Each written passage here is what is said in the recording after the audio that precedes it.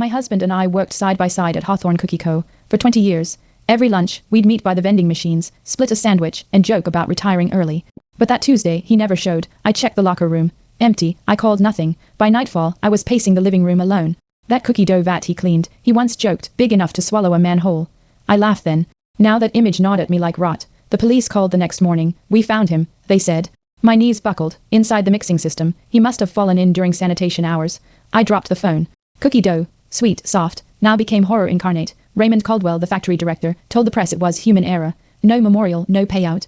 Just a line in a report. My sister Emma begged me to let it go, but I couldn't. I stood outside that vat and promised he won't vanish quietly. I filed a grievance, demanding an internal review. Raymond scoffed. He breached protocol. No case. My voice cracked, but Nadia Pierce, the union rep, stepped beside me. We'll demand safety footage. Days later, Raymond claimed the cameras had technical issues. Convenient. Emma warned, you're poking a bear. But I needed answers. I returned to the plant and stared at that silent vat. Once routine, now a grave they wanted me to forget. We spoke to his co-workers. Quiet glances, hushed voices. One janitor whispered he slipped days before, asked for repairs. I felt sick. Raymond had known. Nadia clenched her fists. That's negligence. I compiled statements, filed again. HR dismissed it. He didn't file a formal complaint. I slammed the folder shut. You buried a man, not just a report. That vat wasn't just unsafe. It was a corporate tomb, sealed with indifference. I tried reaching OSHA. A rep visited, nodded, left. The report said no violations observed. Red herring. I knew Raymond had prepped the site. Nadia gritted her teeth. We go public. I posted online. Thousands shared our story. One comment read, my uncle died there too.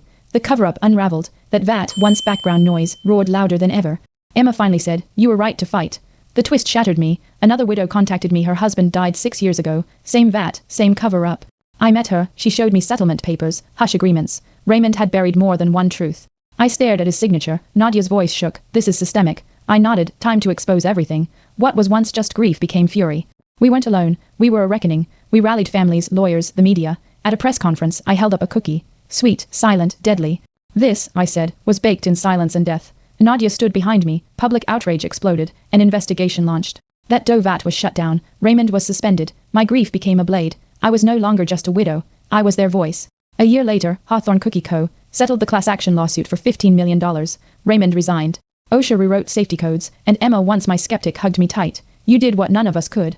I returned to that vat, now sealed in glass. You mattered, I whispered. Justice wasn't sweet, but it was real, and it was his.